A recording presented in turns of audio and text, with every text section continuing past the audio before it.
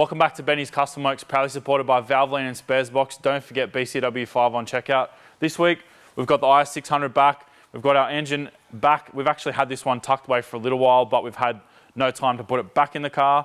This thing's got upgraded heads now, so we've got fully CNC ported heads, double valve springs, and we've also got an Empire Spec cam and valve train package.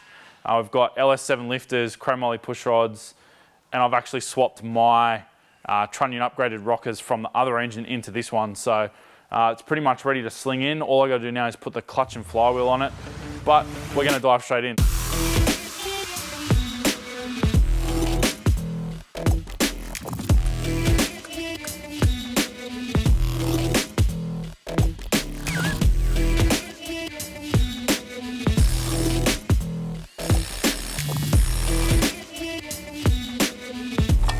Favorite thing in the world, metal alignment tool.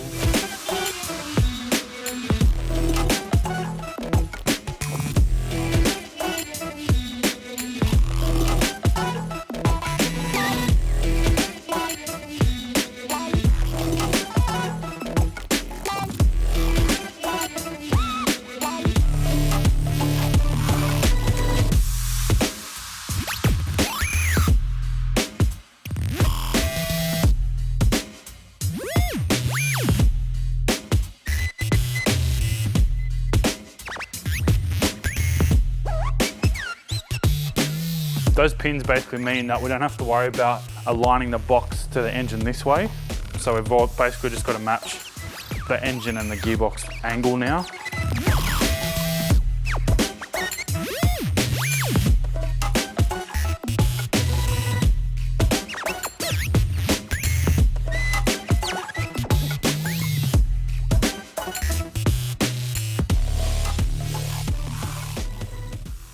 I think what I actually want to do now is just pretty much lift it up together and get a twisty stand under the engine and one under the gearbox and match the angles, and then that should allow us to get it in.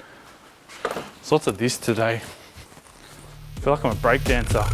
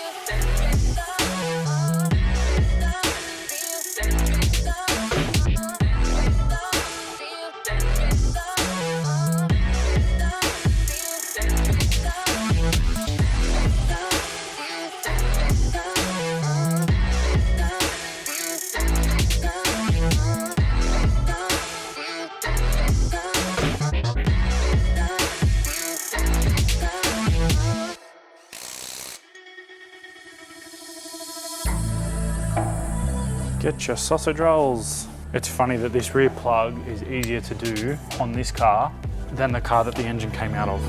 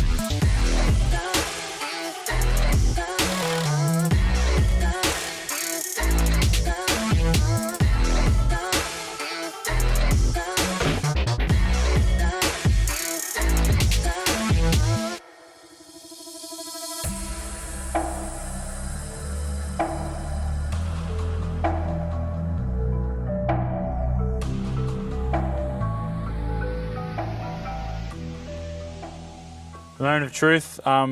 As with any new engine though, you don't want to be starting it with no oil pressure. So what I've done is actually disconnect all of the ignition coils. Some people disconnect fuel, some people disconnect the crank angle sensor. This particular car, the easiest thing to do is undo the ignition coils. So that's what I've done. The ECU actually controls the cranking on this one. So it'll probably crank for about 8 to 10 seconds and cut out. We'll have to do that a few times till we get oil pressure. Most cars you would just continue cranking till the oil pressure light goes out. However, we've got oil pressure on the dash, so I'll be looking for about 40 PSI of oil pressure. Once we see that, we'll hook the coils up and then give it a crank, and hopefully it'll fire up. Oh, sad times. Starter motor clicks. It's got voltage there, so that means the ground's good. Oh, no it doesn't. Make sure your engine grounds are tight, kids.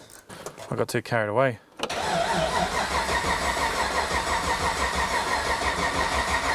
You can hear it labouring, eh? It's partly because the battery's lazy, partly because it's a tight, brand new engine.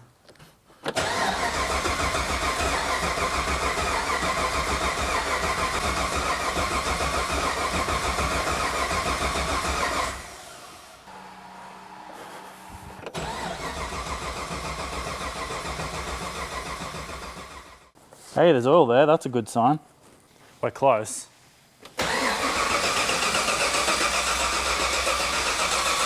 Hey, we got oil pressure.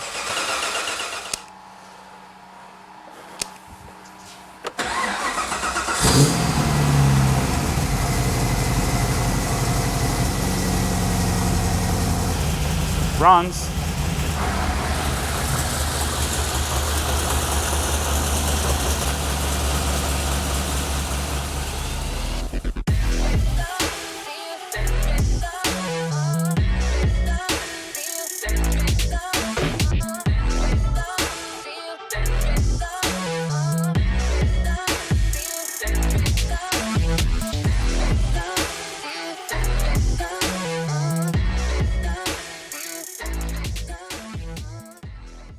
Well, it's been a pretty successful day.